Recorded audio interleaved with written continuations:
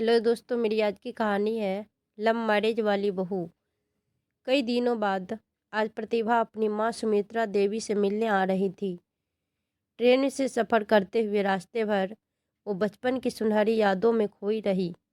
कैसे माँ उसे अपनी गोद में लेकर चोरी लोरी सुनाया करती थी, उसकी पसंद के पकवान बनाती थी, उसके बालों की चोटी बनाकर स्कूल भेजती और हर शाम दरवाजे पर खड़ी होकर उसका इंतजार करती। बचपन की सारी स्मृतियाँ उसकी आंखों के सामने घूमने लगी, लेकिन साथ ही साथ माँ की वृद्धावस्था और दम्मा की बीमारी का ख्याल उसे भीतर तक व्यस्त कर रहा था। चाहकर भी वह अपने मायके ज़्यादा आ नहीं पाती थी, और उसकी वजह थी उसकी भाभी का डंडा और रूखा व्यवहार। पर जब माँ से मिलने की तरफ उसकी सहन शक्ति से बाहर हो जाती, जब स्वयं को रोक पाना उसके लिए कठिन हो जाता, तो सारी बातों और शिकायतों को भुलाकर वह माँ के आंचल की छाव में पहुंची जाती। प्रतिभा का मायका दिल्ली में था और ससुराल गुड़गांव में। उसके मायके में उसकी माँ के अतिरिक्त उसका एकलौता भाई और भाभी थे। प्रतिभा अपने भाई से 8 वर्ष बड़ी है।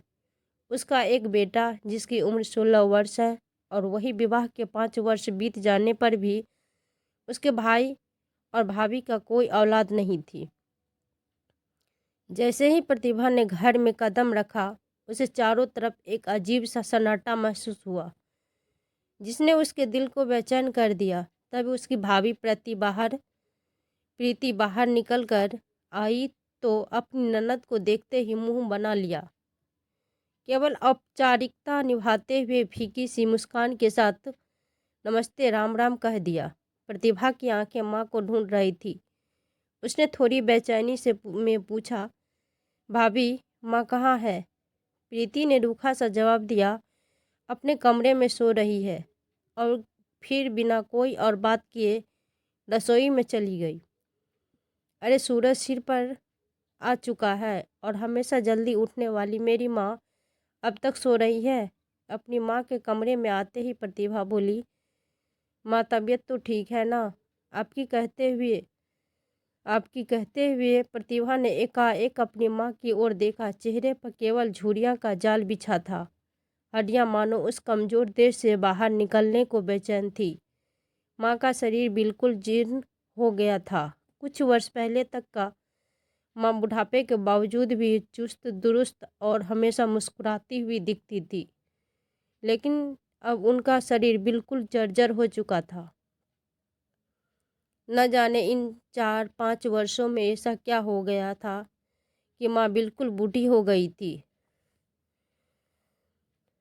तभी सुमित्रा देवी बेटी को देखते हुए अपने पोपले चेहरे पर हल्की मुस्कान बिखेरते हुए बोली, हाँ ठीक हूँ बेटी, तू सफ़र से थक कर आई होगी। कुछ चाय नाश्ता लिया या नहीं? लेटे लेटे ही सुमित्रा देवी कांपते स्वर में बोली तो प्रतिभा ने अपनी लेटी हुई माँ के माथे पर हाथ रखा। फिर नाड़ी की गति देखी, सब कुछ सामान्य था। अरे क्या हुआ? डॉक्टर की तरह मुझे जांच क्यों रही हो? कहते हुए सुमित्रा देवी ने मुस्कुराने का असफल प्राप्त प्रयास किया। तभी प्रतिभा अपनी माँ को देखते हुए बोली, माँ आपकी तबीयत कुछ ठीक नहीं लग रही, क्या बात है? सुमित्रा देवी ने हल्की सी मुस्कान के साथ कहा, अरे बेटी, ये तो बुढ़ापा है। इस उम्र में ये सब लगा ही रहता है। बेटी को सामने देखकर जैसे ही उन्होंने अब उठने की कोशिश की, प्रतिभा ने तुरंत उनकी बाँह पकड़कर सहारा देने के लिए हाथ बढ़ाया। मगर जैसे ही प्रतिभा का हाथ उनकी बाँह पर पड़ा, अचानक सुमित्रा देवी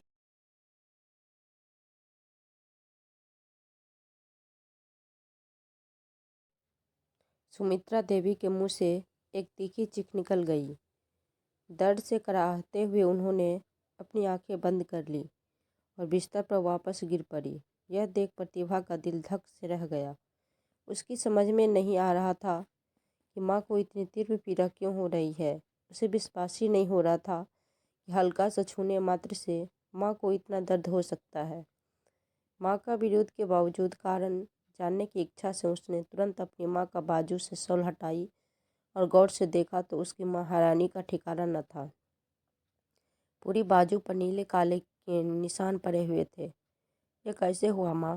प्रतिभा ने चौंकते हुए कहा। तो सुमित्रा ने दरवाजे की ओर एक सहमी हुई नजर डाली। प्रतिभा के इस सवाल के जवाब में माँ कुछ कह पाती, तभी प्रीति अचानक चाय और बिस्किट लेकर कमरे में आ गई। उसने तेज आवाज में कहा, अरे कुछ नहीं दी, चलते चलते बस पैर फिसल गया था, इसलिए गिर गई थी। माँ जी कहते हुए प्रीति ने सुमित्रा देवी की बाजू को फिर से शॉल से ढक दिया और फिर ऐसी निगाहों से देखा कि सुमित्रा देवी की रूह तक कांप गई। अपनी भाभी के जवाब पर प्रतिभा उसे प्रश्नवाचक निगाह से देखने लगी। इस बात पर यकीन पर पाना उसके लिए मुश्किल था, लेकिन फिर बोली, कोई दवाई नहीं ली क्या माँ? हाँ बेटी, तेरे भाई ने दवाई लाकर दी थी, अब दर्द में भी आराम है। यह बातें अभी चल ही रही थी कि प्रतिभा का भाई संजीव कमरे के अंदर आया और प्रतिभा ने उसे पूछा, भाई माँ को इतनी चोट आई है, अपने अब तक डॉक्टर को क्यों नहीं दिखाया? इससे पहले कि उसका भाई संजीव कुछ बोलता, इस बात का जवाब भी प्रीति ने ही दे दिया और बोली, दीदी हम लोगों के पास इतना पैसा नहीं है कि छोटी मोटी चोट के लिए माँ जी को डॉक्टर के पास लेकर जाते रहे। नोटों की बोरियां तो आपके ससुराल में ही भरी पड़ी है, मायका में नहीं है। हमें अपना घर का खर्चा भी देखना होता है और उससे ऊपर से आए दिन कोई ना कोई मेहमान भी आते ही रहता है। आप लोगों का क्या है? सास ससुर की पेंशन आ रही है, पति की सरकारी नौकरी है और 1-2 सालों में आपके बेटे को भी अच्छी खासी नौकरी लग ही जाएगी। भाभी की यह बातें सुनते ही प्रतिभा का मन कड़वाहट से भर उठा। चाय की थाली उसके हाथ में ही थी, लेकिन अब उसे पीने के बराबर लग रहा था। प्रतिभा का दिल तो बहुत करता था कि अपनी माँ को अपने साथ रखे, लेकिन उसकी भी अपनी मजबूरी थी। उसका परिवार एक संयुक्त परिवार था, जहाँ उसके सास ससुर भी उन लोगों के साथ रहते थे और घर था 2 कमरों का, जहाँ एक कमरा प्रतिभा और उसके पति का था तो दूसरा कमरा उसके सास ससुर के पास था। बेटे को पढ़ाई करने के लिए भी हॉल में बैठना पड़ता था और गुड़गांव जैसे शहर में बड़ा सा मकान लेना कोई खाला जी का घर तो था नहीं। अब ऐसे में वह अपनी माँ को कहाँ रखती? कहीं अपने ससुराल में ही कलश क्लेश न शुरू हो जाए, यह सोचकर वो चुप रह जाती। प्रतिभा ने बड़ी मुश्किल से वहाँ 2 घंटे बिताए। माँ के पास बैठी हर पल उसे महसूस हो रहा था कि घर में कोई तो बहुत बड़ी गड़बड़ चल रही है। पूरे समय उसकी भाभी प्रीति की निगाह उन बच्चों दोनों पर चिपकी रही, मानो यह बात और हर भाव पर कड़ी निगरानी रख रही थी। माँ की मौन पीड़ा और प्रीति की निगाहों में छिपा हुआ अजीब सा आक्रोश, यह सब देख प्रतिभा के मन में एक अनकहा डर समाने लगा। वो समझ पा रही थी कि उसकी माँ इतनी मजबूत और लाचार हो चुकी है कि अपनी तकलीफ भी किसी से कहने में भय महसूस कर रही है। आखिरकार भरी आंखों और भारी मन से जब वह घर वापस लौटने के लिए उठी तो उसके कदम जैसे बेमन से आगे बढ़े। उसकी आंखें एक बार फिर माँ पर टिकी, जो फीकी सी मुस्कान के पीछे अपनी पीड़ा छुपाने का सफल प्रयास कर रही थी। तभी उसके भाई संजीव ने उसे कहा, चलो दीदी, मैं आपको गाड़ी से छोड़ देता हूँ। और बाहर निकलकर संजीव कार स्टार्ट करने लगा। उस समय प्रीति रसोई घर के दरवाजे पर चौखट का सहारा लेकर खड़ी थी। जैसे ही प्रतिभा दरवाजे तक पहुंची, तभी पीछे से प्रीति के भुनभुनाने की आवाज़ आई, मेहमान है तो मेहमान ही बनकर रहिए, ज़्यादा दखल देने की ज़रूरत नहीं है हमारे घर में। अपमान का कड़वा घूंट पीकर प्रतिभा हड़बड़ाई आंखों लिए घर से बाहर निकल आई। दिल्ली से गुड़गांव के सफ़र में दोनों भाई बहन कुछ समय तो बिल्कुल चुप रहे। फिर कुछ झिझक कर प्रतिभा बोली, भाई एक बात पूछूं? जब माँ को चोट आई थी तो क्या तुम उस वक्त घर पर थे? नहीं तो, लेकिन आपने ऐसा क्यों पूछा? भाई मुझे नहीं लगता कि माँ को चोट गिरने से लगी है, लेकिन दीदी माँ से पूछा कि आखिर हुआ क्या था, लेकिन माँ ने केवल इतना ही कहा कि वो गिर गई थी। इस कारण चोट आई है, लेकिन भाई मुझे शक है कि बात कुछ और ही है और माँ का डर के कारण कुछ भी बताने का घबरा रही है। तुम्हारी पत्नी के व्यवहार से तो सब भली भांति परिचित है। प्रतिभा की बात सुनकर संजीव चेहरा बिगाड़ते हुए बोला, दीदी अब आप बात का बतंगड़ मत बनाइए। बड़ी मुश्किल से तो वो जिंदगी पटरी पर आई है। क्या आप भूल गई कि पहले ही सास बहू के झगड़ों की वजह से मैंने क्या क्या झेला है? आपकी भाभी ने तो एक छोटी सी बात पर ऐसा तूफान खड़ा कर दिया था कि उसकी गूंज आज भी मेरे कानों में गूंजती है। आपको भी पता है दीदी किस तरह प्रीति ने हम पर दहेज का झूठा केस बनवा दिया था। वह एक पल में मेरी आंखों के सामने घूम जाता है तो आज भी मेरी आत्मा कांप उठती है। पुलिस स्टेशन की वह रातें हवालत में बिताए गए वो दिन में बहुत भयानक दौर से गुजरा हूँ। दीदी क्या कुछ नहीं झेला मैंने इन बीते वर्षों में। मेरी इज्जत, मेरा कारोबार, सब कुछ बर्बाद होते होते बचा। उन सब बातों को याद करके मैं आज भी कांप उठता हूँ। लेकिन दीदी अब मैं चैन से जीना चाहता हूँ, सुकून चाहिए मुझे। भाई की बात सुनकर प्रतिभा ने उसे कुछ न कहना ही मुनासिब समझा, लेकिन मन ही मन बहुत से विचार उसे परेशान कर रहे थे। उधर अपने पति और ननद के घर से बाहर निकलते ही प्रीति मौका पाकर अपनी सास के कमरे में आई और सुमित्रा देवी को बाजू से पकड़कर जोर से झकझोर दिया। चोट के कारण सुमित्रा देवी के मुंह से जोर का चीख निकली। तभी प्रीति रौबदार आवाज में बोली, क्यों महारानी, मेरी शिकायत करोगी? अपनी बेटी से प्रीति की कराती आवाज़ सुनते ही सुमित्रा देवी कांप गई। तभी आंखें बड़ी करते हुए प्रीति बोली, एक बात कान खोलकर सुन लो। अगर घर की बात बाहर निकली तो अपने पापा से कहकर दहेज के केस में तुझे और तेरे परिवार को ऐसा फंसाऊंगी कि नानी याद आ जाएगी। नहीं बहू, मैं तो किसी को कुछ नहीं बताया, सुमित्रा देवी डरी आवाज़ में बोली। हाँ, और बताना भी मत, नहीं तो, प्रीति ने चेतावनी दी और फिर बोली, यह क्या आराम करने का समय है? तुम्हारा घर की साफ सफाई, झाड़ू पोछा और बर्तन पड़े हैं, यह सब कौन करेगा? अब बीमारी का ढोंग करना बंद करो और जल्दी से आ जाओ। सुमित्रा देवी भयभीत नज़रों से अपनी बहू की तरफ देखने लगी। तभी प्रीति बोली, आती हो या फिर डंडे से तुम्हारी सेवा करूं? नहीं नहीं, मैं आती हूँ बहू, सुमित्रा देवी कांपते हुए बोली और हिम्मत न होते हुए भी जल्दी जल्दी उठ खड़ी हुई और सारा काम करने लगी। दरअसल संजीव और प्रीति का प्रेम विवाह हुआ था। दोनों एक ही कॉलेज में पढ़ा करते थे और कुछ ही मुलाकातों में दोनों ने तय कर लिया था कि वे दोनों शादी करेंगे, तो केवल एक दूसरे से ही। सुमित्रा देवी ने कुछ लोगों से जानकारी निकलवाई तो पता चला कि प्रीति और उसके परिवार वाले लोग अच्छे नहीं हैं। बहुत से लोगों ने उस घर में रिश्ता न करने की सलाह दी, परंतु परिवार वालों द्वारा भरपूर विरोध किए जाने पर भी संजीव नहीं माना।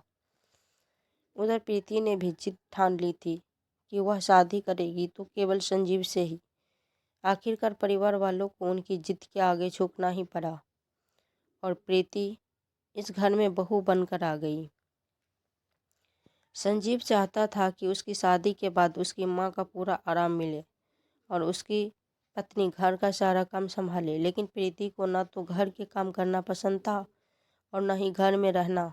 उसे तो बस दिन भर अपनी रील बनाकर सोशल मीडिया पर पोस्ट करना पसंद था। कुछ समय तक वह संस्कारी और आदर्श बहू होने का दिखावा करती रही, लेकिन धीरे धीरे उसने अपना रंग दिखाना शुरू कर दिया।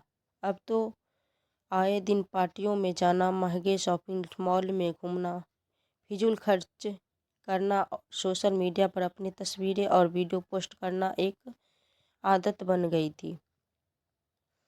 अक्सर संजीव के काम पर जाने के बाद वह घूमने फिरने निकल जाती थी और शाम तक ही घर वापस लौट कर आती थी। और जब घर पर ही भी रहती थी तब भी कोई जिम्मेदारी नहीं संभालती थी। घर के सभी काम उसके सासू माँ को ही करने पड़ते थे, जबकि प्रीति अपना समय अपनी मर्जी से बिताती रही। सुमित्रा देवी जब इस बात के लिए अपनी बहू को समझाने की कोशिश करती तो प्रीति उल्टा उन पर ही बरस पड़ती। और जब उन्होंने अपने बेटे बहू की शिकायत की तो उन दोनों में ऐसा झगड़ा हुआ कि क्रोध में आकर संजीव ने अपनी पत्नी के मुंह पर 2-4 चमाटे जड़ दिए। फिर तो घर में तो जैसे महाभारत ही छिड़ गई और बात यहाँ तक पहुँच गई कि संजीव और उसकी माँ को सबक सिखाने के लिए प्रीति ने अपने पिता से कह कर उन पर झूठा केस कर तक करवा दिया। प्रीति के पिता पुलिस इंस्पेक्टर थे। बस फिर क्या था, दहेज की मांग, घरेलू हिंसा और मारपीट के अंतर्गत माँ और बेटे को ऐसी ऐसी धाराओं में लपेट गया जिससे पुलिस रिमांड भी बनता गया। ढेरों पैसे खर्च करने के बाद भी कुछ नहीं हुआ तो आपसी रजामंदी से ही इस मामला संभालना पड़ा और उसके बाद तो प्रीति का उस घर में एक छत्र राज हो गया। कोई भी उसे जरा सी भी बात भी कह देता तो हवालत की सैर करवाने की धमकी देने लगती। साथ ही साथ यह भी कह देती कि इस बार तुम्हारे साथ साथ तुम्हारे बेटी दामाद को भी ऐसा फंसाऊंगी कि सारा परिवार उम्र भर जेल से निकल नहीं पाएगा। अब तो सुमित्रा देवी के मन में अपनी बहू के प्रति ऐसा डर बैठ गया कि उसके किए गए अत्याचारों का भी वह कोई जवाब न दे पाती थी और न ही किसी से शिकायत करती थी। अपनी बहन प्रतिभा को उसके घर छोड़ने के बाद जब शाम तक संजीव घर पहुंचा तो उस समय प्रीति घर पर नहीं थी, शायद बाजार गई है। ये सोचकर संजीव माँ के कमरे में चला गया। अंदर जाकर देखा तो माँ अपने बिस्तर पर निढाल सी पड़ी थी। अपनी बहन की बातें रह रह कर उसके दिमाग को झकझोर रही थी। संजीव ने कमरे में यहाँ वहाँ देखा, फिर 1-2 मिनट सोचते रहने के बाद उसने माँ के बिस्तर के पास रखी छोटी अलमारी खोली तो उसमें एक डायरी रखी थी। दरअसल सुमित्रा देवी को बचपन से ही डायरी लिखने का बहुत शौक था। अपनी ज़िंदगी के हर छोटी बड़ी घटना डायरी में लिखा करती थी। इस बात का तो संजीव को भी पता था, लेकिन वो ये नहीं जानता था कि उसकी माँ डायरी में क्या लिखा करती है। संजीव ने कौतूहलवश वह डायरी निकाली और खोलकर देखी तो डायरी के पहले पन्ने पर लिखा था, मेरे संजीव का सफ़र। संजीव ने पन्नों पलटा और आगे बढ़ना शुरू किया। अपनी ज़िंदगी के बहुत सी घटना के बारे में लिखा था। उसकी माँ ने अपनी माँ के जीवन की खट्टी मीठी यादों के बारे में पढ़कर संजीव मुस्कुराने लगा। फिर आगे आने वाले पन्नों पर जब उसने अपना जिक्र देखा तो उसे और भी अधिक खुशी हुई। आज मेरा बेटा संजीव कॉलेज में अच्छे नंबरों के पास हुआ, मेरी मेहनत सफल हुई। अगले पन्ने पर लिखा था, आज मेरी ज़िंदगी में सबसे बड़ी खुशी का दिन है, मेरे बेटे संजीव की शादी है। लेकिन उसके बाद पढ़ने लगा तो उसकी आंखों से आंसू बहने लगे। आगे आने वाले पन्नों पर सुमित्रा जी ने बहू द्वारा उन पर किए गए एक एक अत्याचार का उल्लेख किया हुआ था, जिसे पढ़कर संजीव के रोंगटे खड़े हो गए और आंखों में आंसू की धारा बहने लगी। आज बहू ने मेरे सिर पर डंडे से वार किया, मेरे मुंह पर गर्म चाय दे मारी, मेरे बाल नोच डाले, जाने किन कर्मों का सजा भुगत रही हूँ। हे भगवान ईश्वर, हमें बचा लो इस अत्याचारी बहू के चंगुल से। संजीव यह सब पढ़कर स्तंभ रह गया। उसका शक यकीन में बदल गया था। डायरी लेकर वह चुपचाप वहां से बाहर निकल गया और अपने कमरे में आकर डायरी को सीने से लगाकर बहुत रोया। उसके दिल को किसी की भी तरह से चैन नहीं मिल पा रहा था। जिस माँ से वह इतना प्यार करता था, उस माँ ने उसके कारण इतना अत्याचार सहे है, यह सोच सोच कर ही उसके रोंगटे खड़े हो गए थे। उसके दिल से टुकड़े टुकड़े हो चुके थे। सोचने लगा, सुबह से लेकर रात तक मैं अपने काम में इतना व्यस्त रहता था कि मुझे मालूम ही नहीं था कि यह जालिम औरत मेरी माँ के साथ इतना बुरा व्यवहार कर रही है। तभी बाहर से गेट खुलने की आवाज़ आई। प्रीति के आने की आहट सुनकर उसने डायरी को छुपाया और फिर अपने आंसू साफ करके जैसे तैसे स्वयं को संभाला। उसका एक दिल तो क्या था कि अभी जाकर इस औरत का गला दबा दूं, लेकिन उसने समझदारी से काम लेना ही उचित समझा। अगले दिन काम पर जाने के लिए जब संजीव बाहर निकला तो उसने सबसे पहले अपनी बहन को फ़ोन किया और रोते हुए माँ की डायरी में लिखी हर बात का जिक्र किया। जैसे ही संजीव ने अपनी माँ की डायरी में लिखी सभी बातें बहन से साझा की, सुनते ही प्रतिभा की आंखों में खून उतर आया। दिल में एक टिसी उठी, वह स्वयं को संभाल नहीं पा रही थी। उसके हाथ से रिसीवर छूटकर नीचे गिर गया और वह धम से जमीन पर बैठ गई। प्रतिभा के बेटे सोनू ने जब अपनी माँ की यह हालत देखी तो हैरान रह गया। 16 वर्ष का सोनू जो पास बैठा था, अपनी माँ को ऐसे देख समझ नहीं पा रहा था कि माँ आखिर हुआ क्या है। लेकिन प्रतिभा तो खुद को कुछ कहने की हालत में नहीं पा रही थी। फिर थोड़ी देर बाद कुछ संभल कर उसने अपनी माँ यानी सोनू की नानी पर होने वाले या अत्याचार की बात अपने बेटे को बताई। यह बात सुनकर सोनू को अपने कानों पर यकीन नहीं हुआ। कुछ देर शून्य में निहारता हुआ वह यूं ही बैठा रहा और फिर बोला, माँ, इस समस्या का हल है मेरे पास। प्रतिभा की आंखों में असमंजस और डर था। वह जानती थी कि बिना ठोस सबूत के उस औरत को सजा दिलवाना मुश्किल था। आखिर भी थी भी तो पुलिस इंस्पेक्टर की बेटी। लेकिन बेटा, किसी पुख्ता सबूत के बिना कुछ किया भी नहीं जा सकता। तुम नहीं जानते कितनी जालिम औरत है वो। उससे पंगा लेना यानी कि मधुमक्खी के छत्ते में हाथ डालना। इससे पहले भी वह तुम्हारे मामा और नानी को जेल की हवा खिला चुकी है। अरे माँ, आप चिंता मत करो, सारे सबूत मिल जाएंगे। बस जैसा मैं कहता हूँ वैसा ही करते जाओ। बेटे की बात सुनकर प्रतिभा भी थोड़ी आश्रित हो चुकी थी और उसने अपने भाई को फ़ोन करके सारे प्लान के बारे में बताया। संजीव को अपने भांजे की बात पसंद आई और 2 दिन बाद ही प्रतिभा अपने बेटे सोनू को लेकर पूरी तैयारी के साथ अपने मायके आ पहुंची। प्रतिभा को फिर से वहां देखकर प्रीति चौंक गई और तवाक से बोली, क्यों दीदी, 4 दिन में ही अपनी माँ की इतनी याद आ गई कि फिर दोबारा यहाँ आ धमकी। व्यंग कसते हुए प्रीति ने प्रतिभा को तिरछी निगाहों से देखा तो प्रतिभा बोली, वह क्या है ना कि सोनू के पापा 2 दिन के लिए बाहर गए हैं और सोनू का बहुत दिल था नानी से मिलने का, तो ले आई उसे मिलाने। और भाभी, इस घर में हमारा इतना हक तो बनता है ना। हाँ हाँ, क्यों नहीं, फीकी मुस्कान के साथ प्रीति बोली और नजरें तरसते हुए अपने कमरे में चली गई। रात को संजीव घर लौटा तो अपनी पत्नी प्रीति से बोला, प्रीति, कल मेरी ऑफिस की छुट्टी है, तो क्यों न कल हम कहीं बाहर घूमने चले। और वैसे भी माँ का ख्याल रखने के लिए तो यहाँ दीदी है। प्रीति को तो जैसे तैसे मौका चाहिए था बाहर घूमने का। यह सुनते ही वह बहुत खुश हो गई और अगले दिन ही दोनों घर से निकल गए। प्रतिभा और सोनू के पास केवल शाम तक का समय था। सोनू इंफॉर्मेशन टेक्नोलॉजी का एक दक्ष विद्यार्थी था। मामा मामी के जाने के पश्चात उसने तुरंत अपना बैग खोला और फुर्ती से उसमें से सारा सामान निकालने लगा और सीसीटीवी कैमरे लगाने की तैयारी करने लगा। तभी प्रतिभा चिंता के भाव लिए बोली, बेटा, मुझे तो डर लग रहा है, तुम्हारी मामी बहुत चालाक है।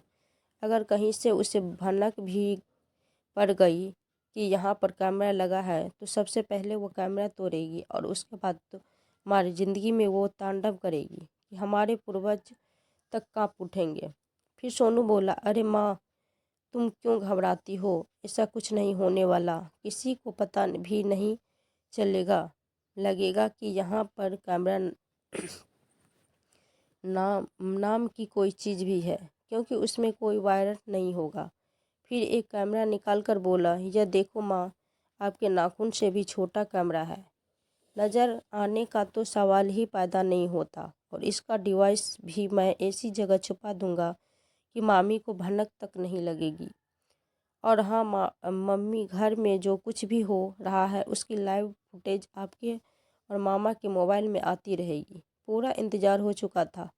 इधर सोनू ने पूरे घर में सीसीटीवी कैमरा लगा दिए तो वहीं संजीव ने भी अपनी ही जान पहचान का एक लोकल मीडिया कर्मचारी घर पर भेज दिया। लोकल न्यूज वालों ने भी एक कैमरा सुमित्रा देवी के कमरे में लगी घड़ी में फिट कर दिया और प्रतिभा ने वो घड़ी वापस उसी जगह पर लगा दी। सुमित्रा देवी यह सारा नज़ारा प्रश्नवाचक निगाह से देखती जा रही थी। तभी सोनू बोला, नानी, हमने यहाँ कैमरा लगाए हैं।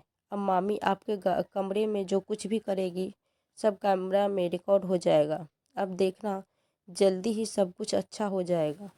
यह सुनकर सुमित्रा देवी आश्चर्य हो गई। वहीं प्रतिभा की चिंता और बढ़ गई कि अगर यह बात माँ को पता चल गई तो माँ अपने पेट में ज़्यादा दिन तक इस बात को छुपा कर नहीं रख पाएगी, और अगर ऐसा हो गया तो कयामत आ जाएगी।